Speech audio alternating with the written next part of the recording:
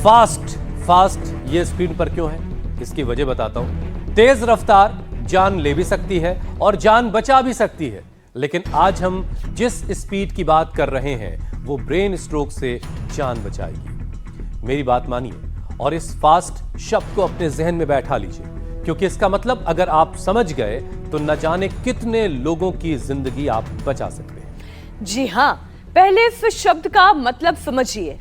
F मतलब होता है फेस, किसी के चेहरे का एक हिस्सा अगर लटकने लगे। ए मतलब है आर्म, किसी के हाथ अगर सुन्न होने लगे। एस यानी कि स्पीच, अगर किसी की जुबान लड़खड़ाने लगे।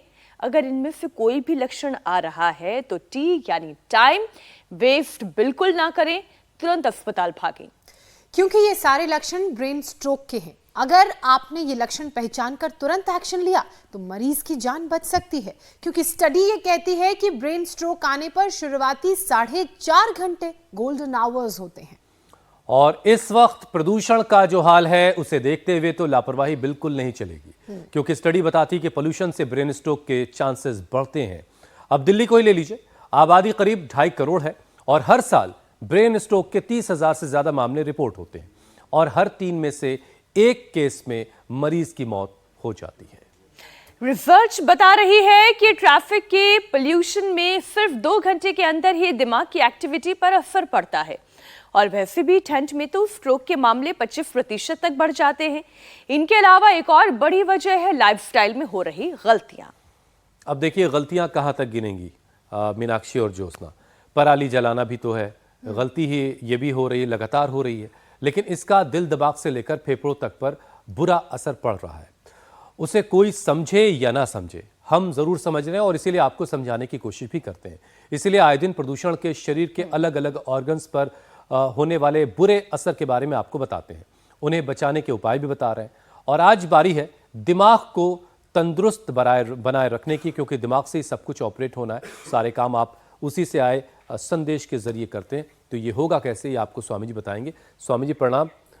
आप हमें नजर तो नहीं आ रहे हैं अभी तक, लेकिन मंच दिख रहा है, गायें दिख रही हैं, पेड़ दिखाई दे रहे हैं। इतना तो साफ है कि पहली जरूरत तो ये है कि अच्छे वातावरण में हम जिएं। कुछ कृपा तो कुदरत ने भी बरसाई है हुसैन, कुछ थोड़ी बहुत हल्की फुल्की बारिश ही सही, थोड़ा तो प्रदूषण का स्तर कम कर रही होगी। हाँ, हालांकि एनसीआर वाले उतने खुश नसीब नहीं रहे। यूपी के कई हिस्सों से खबरें आ रही कि वहाँ बारिश हुई है, बूंदाबांदी कई इलाकों में हुई है। एनसीआर में एक छोटे से पॉकेट में नोएडा में कहीं क्लाउड सीडिंग के बाद हल्की सी बूंदाबांदी हुई थी, लेकिन अब समझिए कि क्लाउड सीडिंग भी जो है एनसीआर के लोगों के लिए काम नहीं आई है। हमें इंतजार अल्लाह की तरफ से, ईश्वर की तरफ से कि वो थोड़ी बारिश कराएगा और जो कुछ बीज हमें बोने पड़ेंगे। हाँ, AQI 400 के पार है, वो जरा घट करके नीचे आएगा। पेड़ों के लिए कुछ बीज हमें भी। स्वामी जी प्रणाम, बहुत बहुत स्वागत है आपका। प्रणाम स्वामी जी। आज तो बुफे लगा हुआ है सुबह सुबह, बड़ी सुंदर। बहुत बहुत प्रणाम। आज आंवला नवमी है। अच्छा, आंवले की माला पहनी है आपने? आंवले की माला, आंवले की का पेस्ट बना करके, हाँ, इसलिए जो है हमने आंवले की माला पहन रखी है। और ये सच में अप्रतिम है। आज का जो दिन है ना, अपने आयुष्य को बढ़ाने के लिए ये आंवला, इसका पेस्ट बना करके फिर इसका च्यवनप्राश बनाते हैं, क्वाथ में पका करके। इसी का ही जो है ये मुरब्बा बनाते हैं, इसको थोड़ा उबाल करके स्टीम करके चाशनी में डाल के इसका मुरब्बा बनाते हैं। मीठी और नमकीन कैंडी बनाते हैं, इसकी बर्फ़ी भी बनाएंगे। इधर हमारी बहन लगी हुई है चटनी, हाँ, उधर से आंवला डालो इसमें, हाँ, आंवला पूरा का पूरा डालो, हाँ, ये पूरा का पूरा आंवला डाल करके अब इसमें जो है इसको पीसो। हाँ, ये आंवले की चटनी तो सबको घर में बनानी चाहिए, जोर तो लगता है इसमें पीसने में लेकिन तगड़ी बहन हमारी कर देगी काम। तो ये आंवला जो है घर के आंवला रसायन है। आंवला जो खाएगा 100 साल तक जिएगा। बहुतों की निगाह इधर ही ठीक है। आज बाबा जी ने कौन सा रुद्राक्ष या कौन सा है ये आंवलाक्ष है, हरा भरा रुद्राक्ष, आमलाक्ष। और जो है ये बड़े खुश हो रहे। करो अनुलोम विलोम। ठाकरे जी की 60 और इनकी 40 ठाकरे जी की और शुक्ला जी की 60 यूनिट इंसुलिन बंद हो गई साहब योग करके। और ये आंवला नवमी है। आंवले के पेड़ के नीचे बैठ करके योग करने से फिर आंवले के ये सारे अलग अलग प्रकार के अच्छा स्वामी जी, एक च्यवनप्राश से थोड़ा सा लेकर के, जैसे मैंने कहा, आज के विषय से हट के एक आंवले सवाल का जवाब हलवा जरा दीजिए, जबरदस्त बनता है बर्फी। क्योंकि आप पेड़ों को बहुत करीब से जानते हैं। अब जैसे आंवले का ये पौधा जो पेड़ जो दिखा रहे हैं आप, इसमें आंवले जो है, जो फल है वो टहनियों से बिल्कुल सटा हुआ है। आमतौर से हम देखते हैं स्वामी जी, फल जो है वो टहनियों के बाद एक पतली सी डंडी से कनेक्ट होकर लटकता रहता है। ये बिल्कुल से सटे सटे से क्यों है और इसे क्या कहा जाता है, ऐसा क्यों है? तो आपने वैसे बड़ा गहरा प्रश्न पूछ लिया। तो यह हमारे से बिल्कुल सटा हुआ है, पेड़ से भी सटा हुआ है, हमसे ये प्रकृति और संस्कृति बिल्कुल सटी हुई है, हमारे भीतर अटी पड़ी है। हम इससे छटक जाते हैं तो इससे दूर हो जाते हैं। जितना हम प्रकृति से संस्कृति से दूर दूर जाते हैं उतनी विकृति आती है। इसलिए आंवला कहता है सटे रहो अपने स्वरूप से, अपनी निजता से, अपनी मूल संस्कृति से, मूल प्रकृति से, अपने मूल स्वभाव से, अपनी जड़ों से जुड़े रहोगे तो और कुछ कुछ कटहल भी इसी तरह से जो है पेड़ की मोटी टहनियों से बिल्कुल सटा हुआ होता है। तो कुल मिलाकर के मोटे से बेस के करीब रहिएगा तो सुरक्षित रहिएगा, शायद ये भी पैगाम इसका होगा। बहरहाल स्वामी जी, आज जो फास्ट का मतलब मीनाक्षी ने बताया है वो बड़ा कमाल का है। तो आज हमें फास्ट को समझना भी है और लोगों को समझाना है कि फास्ट को अपने दिमाग में बैठाएं, ताकि एक बहुत बड़ी परेशानी से खुद भी बचें और लोगों को बचाएं। स्वामी जी, आज एक बार फिर से प्रदूषण पर बात करनी है, क्योंकि यही नीड ऑफ द आवर है। दिल्ली एनसीआर और इसके आसपास के शहरों में एक्यूआई जो है वो बहुत ख़राब स्टेज में है, बहुत ख़राब श्रेणी में है। हम प्रदूषण से शरीर के अलग अलग ऑर्गन्स को कैसे बचा सकते हैं, इस पर बात हम करेंगे। और आज जहरीली हवा के हमले से सबसे पहले दिमाग को कैसे बचाना, इस पर बात होगी। और स्वामी जी, प्रदूषण का जो खतरा है वो स्ट्रोक ला रहा है, लोगों को ब्रेन स्ट्रोक का खतरा इससे है। तो सबसे पहले स्वामी जी, ज़रा इम्यूनिटी मजबूत बनाने वाले जो अभ्यास हैं वो करवा दीजिए, ताकि जब इम्यूनिटी मजबूत रहेगी तो दिमाग पर भी असर कम से कम जाएगा। दिल्ली का अक्षरधाम दिख नहीं रहा है स्वामी जी। फिर ये सूर्य नमस्कार, ये गजब का है। ऐसे सूर्य नमस्कार जोगिंग के कम से कम 4-5 अभ्यास, एक ये, दूसरा ये, फिर तीसरा ये, ऐसे पूरा यूं, पूरा पैर ऐसे ऐसे, इतना तो सब करें। फिर ये ऐसे, और हो सके तो यो ऐसे। ये बालक हमारा क्या नाम है, करो दंड लगाओ। ये 400-500 लगाने लग गया। डेंगू से एक बार इसका वजन 40 किलो हो गया था, मरणासन हो गया था। फिर अब तो ये पूरा पहलवान बन गया। 400-500 दंड लगाता है, सूर्य नमस्कार करता है और अपने आप को मजबूत बना लिया। क्या बात है, जोरदार ताली बजा दो बस सुशांत के लिए। हाँ, ऐसे अच्छा लड़का है। और आइडियल हेल्थ, एक है बेसिक हेल्थ, एक है आइडियल अल्टीमेट अप्रतिम स्वास्थ्य, ऐसे और यो, और फिर इसमें ऐसे मिश्र दंड, ऐसे। चलो सब उल्टे लेटो, भुजंगासन तो सब करो। हाँ, इस बिटिया की तो हमने बायोलॉजिकल छुड़वा दी। क्या नाम है बाबू? रीना। उल्टी लेटो ऐसे ऐसे। और ठाकरे साहब क्या नाम हुआ? दिनेश ठाकरे। और शुक्ला जी? सरोज शुक्ला जी। ये तो एयरफोर्स से रिटायर है। और दिनेश जी का तो दिनेश कहते हैं सूर्य को, सूरज ही निकल आया। चलो ऐसे करो दोनों हाथ। 40-60 इंसुलिन छूट गई। और बीपी, शुगर, थायराइड, और हमारी बिटिया का जैसे मैंने बताया और फैक्टर 400 के ऊपर चला गया था। बायोलॉजिकल शुरू हो गए थे, छूट गए। आज सबकी सब दवाएं छुड़वाएंगे, वापस प्रकृति संस्कृति की शरण में आएंगे। हाँ, भले ही बढ़ गया वो एनसीआर में और जो भी पॉलिटेड शहर है वहाँ एक्यूआई। यहाँ का तो एक्यूआई इतना बढ़िया है, चारों तरफ आसमान एकदम साफ है और थोड़े थोड़े से बादल से है, इसलिए सूर्य भगवान बादलों के बीच से झांक रहे हैं। हाँ, हमें निहार रहे हैं, हम भी उनको निहार रहे हैं। और इधर हमारी बिटिया ने चटनी तो बढ़िया बना दी। भाई क्या नाम है? प्रीति जैन। ओहो, प्रीति जैन तो जो है ओम नमो रिहंताणम, ओम नमो सिद्धाणम, ओम नमो आर्यार्याणम, ओम नमो उच्छायणम, ओम नमो लोए सब वैसाहुणम, नमोकार मंत्र के साथ पूरी चटनी रगड़ मारी जोर से। और ये बड़ी जोरदार चटनी है, और ये चटनी जो खाएगा वो, हाँ 20 साल का बच्चा हो गया तो खुद 20 साल की लग रही है। ये अच्छा जोरदार काम है। हाँ, ये तो तेरे जो कॉम्प्लीमेंट हो गया भाई। तो पावर योग के बाद फिर मंडूकासन करो, गोमुखासन करो, तो पॉल्यूशन से लोगों का बीपी बढ़ रहा है, शुगर बढ़ रहा है, स्ट्रेस एंजाइटी बढ़ रही है, पॉल्यूशन से कैंसर जैसे रोग बढ़ रहे हैं, पॉल्यूशन से लोगों को स्किन प्रॉब्लम बढ़ रही है, आंखों में जलन हो रही है, पॉल्यूशन से जो है लोगों का दम घुट रहा है, और ये श्वास, दमा, कफ, कोल्ड, एलर्जी की प्रॉब्लम्स बढ़ रही है। स्वामी जी बात बिल्कुल Pollution ठीक से है। ये जीवन पोल्यूशन की खतरे वजह में है और से आयु घट रही है। अचानक से सांसों में भारीपन महसूस होता है। ये तब और ज्यादा महसूस होता है जब आप गांव से लौटते हैं या किसी हरी भरी जगह से लौटते हैं, तो अचानक से आपका वातावरण आपको बता देता है कि जागो, क्योंकि अब आप शहर में आ गए हैं और अब यहाँ पर ना वो स्वच्छ हवा है, ना ताज़ा एकदम स्वच्छ खाना है, ना पानी है। खैर स्वामी जी, एक तस्वीर में दर्शकों के सामने रखना चाहती हूँ। आज लौह पुरुष सरदार वल्लभ भाई पटेल की 150वीं जयंती है और इस मौके पर देश भर में एक भारत श्रेष्ठ भारत थीम पर कार्यक्रम आयोजित हो रहे हैं। इस मौके पर गुजरात के केवड़िया में भी प्रधानमंत्री नरेंद्र मोदी मौजूद रहेंगे। ये फाइल तस्वीरें हम दिखा रहे हैं, लेकिन अब से थोड़ी देर में प्रधानमंत्री नरेंद्र मोदी भी वहां पर पहुंचेंगे और सरदार वल्लभ भाई पटेल लौह पुरुष, एकता का संदेश, और सिर्फ संदेश नहीं करके दिखाने वाली उनकी प्रकृति, इससे अगर हम कुछ सीख सकें तो वो जो आपने कहा ना, संस्कृति से सट कर रहना, जुड़ कर रहना।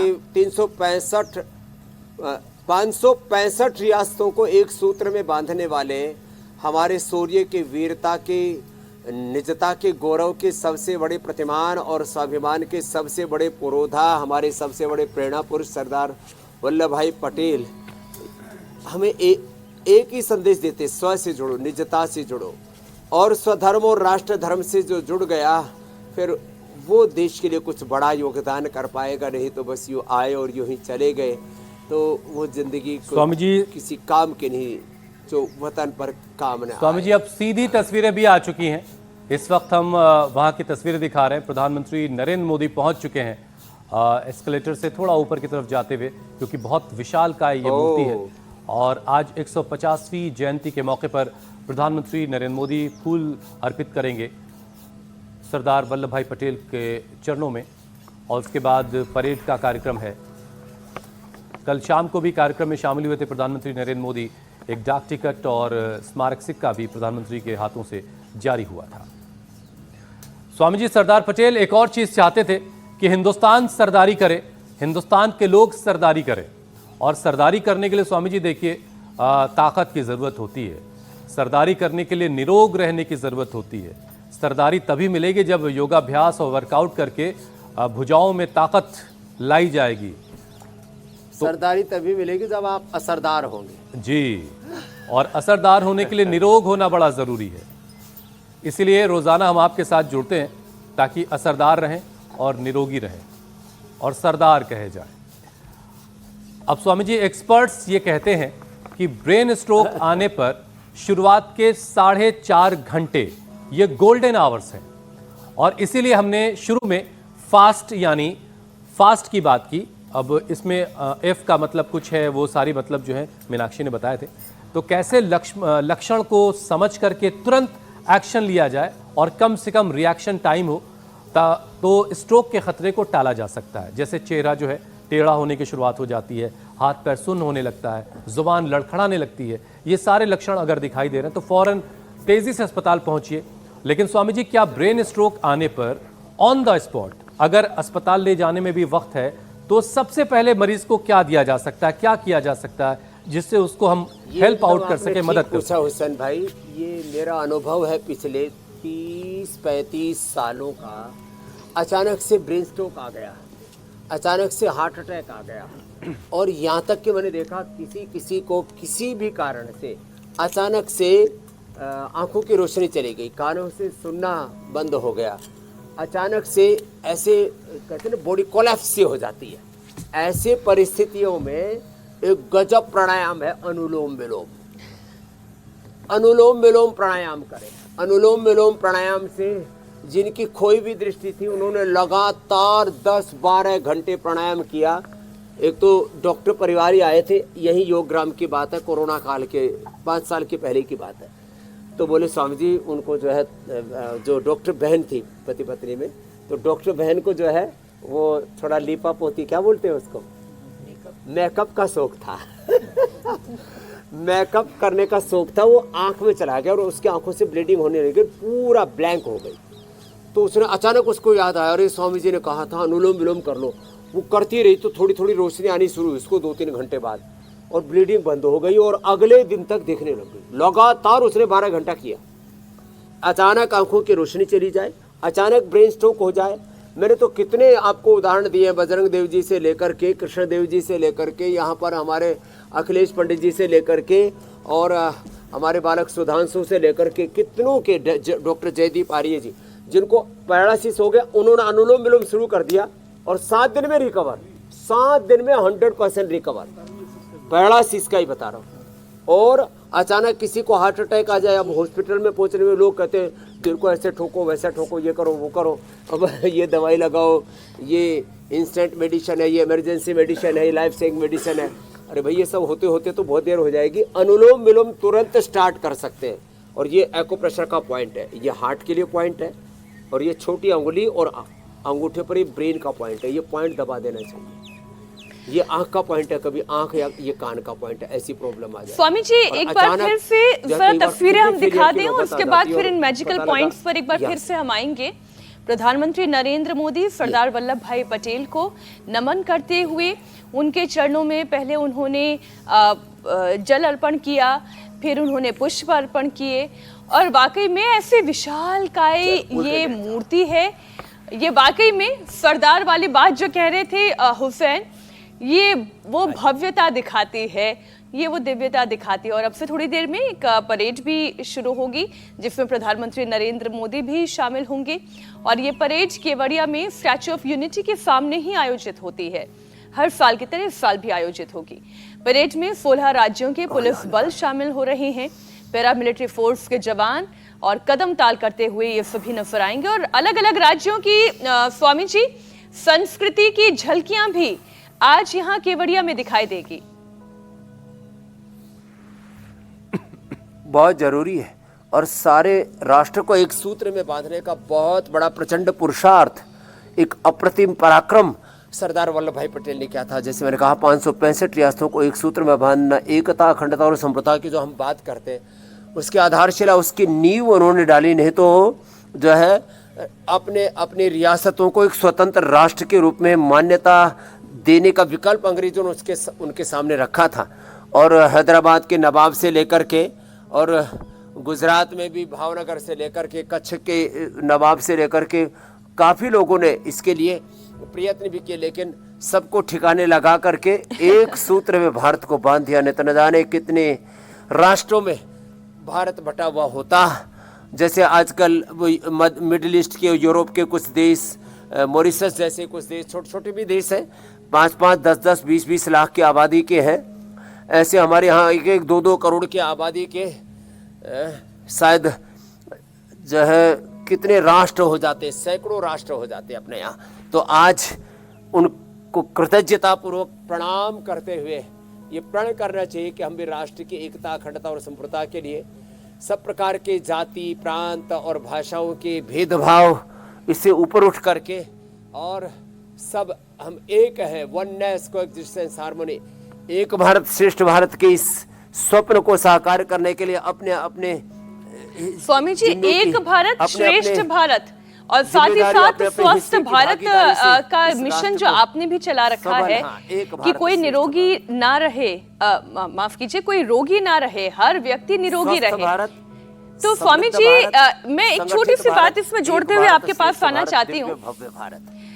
सरदार पटेल के जन्मदिन पर आप भी जानते हैं कि हमारे देश में रन फॉर यूनिटी का आयोजन किया जाता है।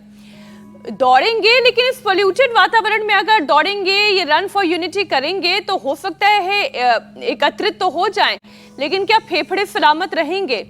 लेकिन दौड़ना भी जरूरी है, क्योंकि अगर दौड़ेंगे तभी हमारे फेफड़े काम करेंगे, हमारे लिवर, इंटेस्टाइन, किडनी सब कुछ एक्टिव रहेंगे। तो स्वामी जी इसे run for unity, run for health, ये कॉम्बिनेशन भी समझाएं, लेकिन इस पोल्यूशन में क्या करें?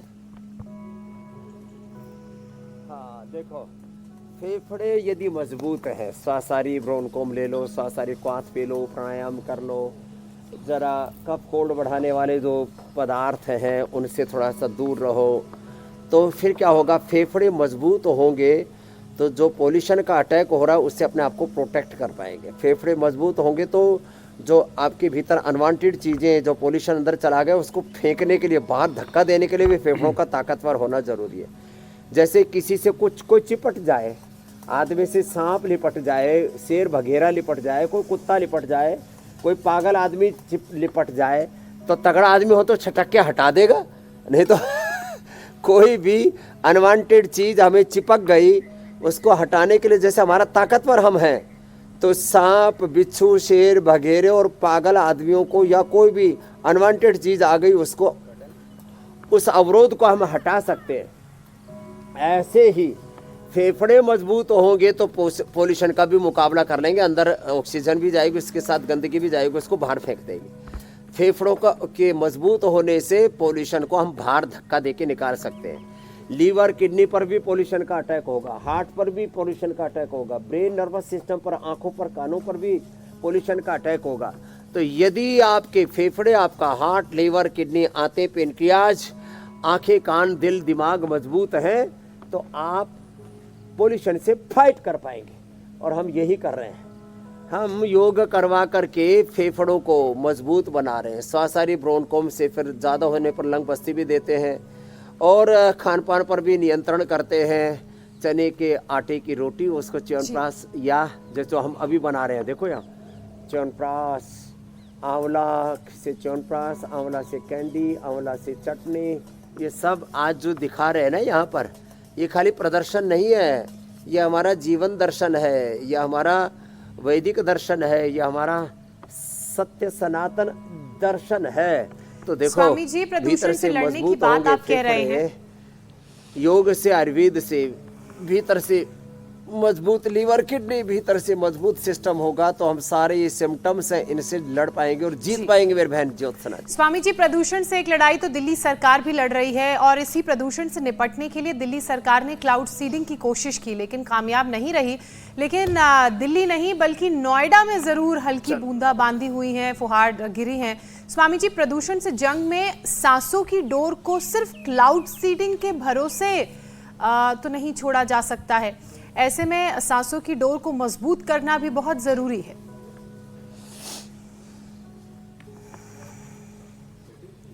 हाँ, जितने भी कृत्रिम तरीके हैं, चाहे वो किसी भी प्रकार से आर्टिफिशियल रेन के हो, चाहे वो सिंथेटिक दवाओं के हो, चाहे और भी जितने भी हम पराधीनता में गिरते चले जाएंगे, उतना ज़्यादा हम कायर, कमज़ोर, बुज़दिल होते चले जाएंगे। इसलिए शुरुआत बहुत अच्छी की थी हुसैन भाई ने, हमें असरदार बनना है, तभी हम सरदार बन पाएंगे और भारत को एक भारत श्रेष्ठ भारत, दिव्य भारत, भव्य भारत, विकसित भारत बना पाएंगे, पूरी दुनिया का मुकाबला कर पाएंगे। हम तन से हारे हुए, मन से हारे हुए, जिनका तन मन अच्छा नहीं, उनके पास धन भी नहीं होगा, तो शारीरिक दरिद्रता, वैचारिक दरिद्रता, आर्थिक दरिद्रता, सामाजिक, धार्मिक, सांस्कृतिक, राजनीतिक दरिद्रता वाला देश कैसे सर उठा के जी पाएगा, कैसे पूरी दुनिया में असरदार होगा, कैसे वो पूरी दुनिया का सरदार होगा। तो सरदार बनने के लिए असरदार बनना पड़ेगा, और पूरी दुनिया का नेतृत्व करने के लिए, पूरी दुनिया को हम डोमिनेट करने की तो बात नहीं करते, लेकिन पूरी दुनिया को राइट डायरेक्शन देने की स्थिति में, पूरी दुनिया में बार्गेनिंग की पोजीशन में भी हम तब आ पाएंगे, पूरी दुनिया में भी हम सम्मान, इज्जत के साथ तभी खड़े हो पाएंगे जब एक एक व्यक्ति स्वस्थ होगा, समृद्ध होगा, संगठित होगा और भीतर से विकसित होगा, उसका सर्वांगीण विकास होगा। तब एक स्वस्थ समृद्ध संगठित विकसित भारत का एक परम वैभवशाली जगत गुरु या जिसको विश्व गुरु भारत कहते हैं उसका सपना साकार होगा। उसके लिए रोज हमारे साथ ये पवन मुक्तासन, पादामुष्टन, आश्वास प्रशासन फेफड़ों के लिए बड़ा गजब होता है। फेफड़ों में ब्लड सर्कुलेशन जबरदस्त तरीके से बढ़ जाता है सर्वांगासन से। सर्वांगासन करना सीखे। इतना भी ना कर सके तो बैठ करके चलो भस्त्रिका और अनुलोम विलोम करो। भस्त्रिका, कपालभाति, अनुलोम विलोम ये फेफड़ों को फौलादी बना देते हैं। और स्वासारी ब्रोनकोम के साथ स्वासारी क्वाथ, स्वासारी अवलेह, स्वासारी प्रवाही। ओहो च्यवनप्राश खाओ, बूढ़ा च्यवन ऋषि जवान हो गया था, जवान हो जाओ, यौवन पाओ। और उधर जो है राष्ट्रीय एकता का उद्घोष हो रहा है केवड़िया से। अब दोनों तरफ, एक तरफ योग धर्म का, दूसरी तरफ राष्ट्र धर्म का उद्घोष केवड़िया से गुजरात से हो रहा है।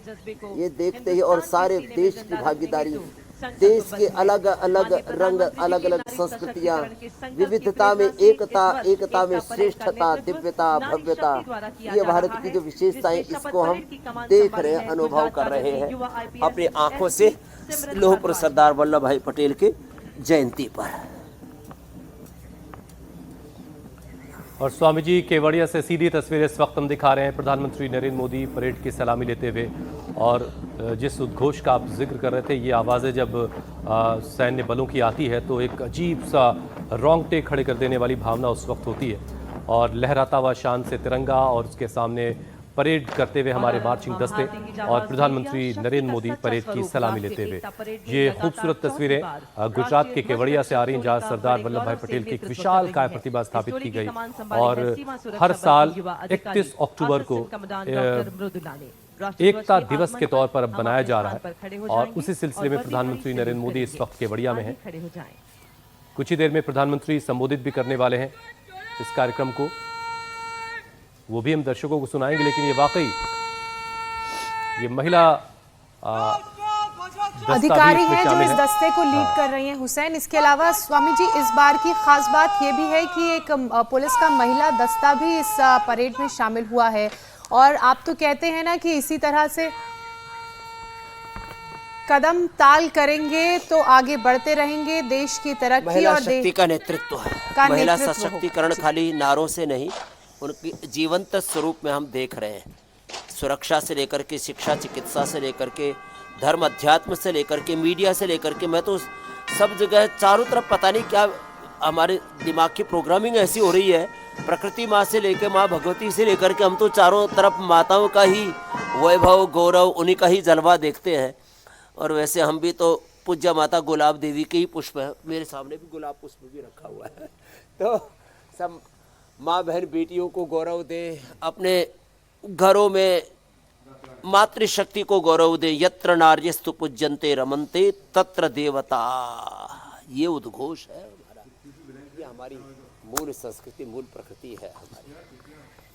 चलो बटरफ्लाई कर ले। तो स्वामी जी, सरदार पटेल ने जिस हिंदुस्तान का ख्वाब देखा था, उस हिंदुस्तान, वो हिंदुस्तान बन तो गया, लेकिन उसमें एक चीज की एंट्री हो गई है, पोल्यूशन की। अब सरदार का ख्वाब तो तभी पूरा होगा जब हम इसे पोल्यूशन फ्री बना पाएंगे। उस दिशा में तो काम हो ही रहा है, लेकिन प्रदूषण मुक्त हो, रोग मुक्त हो, बीमारी बुराइयों से मुक्त हो भारत। ये आर्थिक गुलामी, ये शिक्षा चिकित्सा की गुलामी, ये वैचारिक गुलामी, सांस्कृतिक गुलामी, और चारों तरफ से ये प्रदूषण की गुलामी, ग्लानि और अलग प्रकार की कुंठाओं से, और केवल वायु प्रदूषण ही नहीं, वैचारिक प्रदूषण, चारित्रिक प्रदूषण, आर्थिक राजनीतिक प्रदूषण, बहुत प्रकार के प्रदूषण है। खरदूषण है। इन सारे खरपतवारों को, खरदूषणों को, प्रदूषणों से भारत माता को मुक्त कराना है। इस संकल्प के साथ योग युक्त होकर के, योग और कर्म योग करते हुए, पुरुषार्थ और पराक्रम के साथ अपने योग पथ पर, जीवन पथ पर आगे बढ़ते जाना। इसी से जो सपना था सरदार भाई पटेल का, वो सरदार वल्लभ भाई पटेल का सपना साकार होगा। और स्वामी जी, उन्हें लौह पुरुष कहा जाता है। अब उनके इरादे भी लोहे जैसे मजबूत रहे, तो वहां से भी हमें सबक लेने की जरूरत है। सेहत को लेकर के भी बहुत अलर्ट रहते थे वो। तो स्वामी जी, जरा ये बताइए कि आज का जो नौजवान है, आज इस खास मौके पर उनके जैसा मजबूत इरादा अपना कैसे बना सकता है? तो उसकी सीढ़ी तो मजबूत सेहत से ही होकर के गुजरती है। निष्ठा से एक तो शपथ स्वामी जी तोड़ रखा। अब मैं राष्ट्र की एकता, अखंडता और सुरक्षा को बनाए रखने के लिए स्वयं को समर्पित करूंगा और अपने देशवासियों के बीच यह संदेश फैलाने का भी भरसक प्रयत्न करूंगा। मैं यह शपथ अपने देश की एकता की भावना से ले रहा हूं, जिसे सरदार वल्लभ भाई पटेल की दूरदर्शिता एवं कार्यों द्वारा संभव बनाया जा सका। मैं अपने देश की आंतरिक सुरक्षा सुनिश्चित करने के लिए अपना योगदान करने का भी सत्यनिष्ठा से संकल्प करता हूं। तो प्रधानमंत्री नरेंद्र मोदी एकता की शपथ दिला रहे थे। देश को कैसे एक रखना है, कैसे एकता के सूत्र में पिरो रखना है, ये हर एक नागरिक की जिम्मेदारी है। स्वामी जी। और अपने देश की एकता, अखंडता, प्रभुता के साथ राष्ट्रीय एकता के साथ सांस्कृतिक, धार्मिक, आध्यात्मिक एकता, एक तरफ लोकतांत्रिक एकता और एक तरफ सांस्कृतिक एकता, दोनों की एकता होगी तो श्रेष्ठता का सपना जरूर पूरा होगा। सरदार वल्लभ भाई पटेल का, देश के प्रधानमंत्री नरेंद्र मोदी जी का एक भारत श्रेष्ठ भारत, दिव्य भव्य विकसित भारत का सपना हम पूरा कर पाएंगे। गौरव हो रहा है। ये केवड़िया से जितनी भी तस्वीरें आ रही है और जो वहाँ से उद्घोष गुंजायमान हो रहा है, इससे पूरे देश को गौरवान्वित होने का अवसर मिलता है। अपने आप को सब एक महान भारत के नागरिक होने का गौरव अनुभव कर रहे हैं। धन्यवाद देश के प्रधानमंत्री जी को, धन्यवाद केवड़िया, और धन्यवाद, प्रणाम, कृतज्ञता पूर्वक सरदार वल्लभ भाई पटेल को।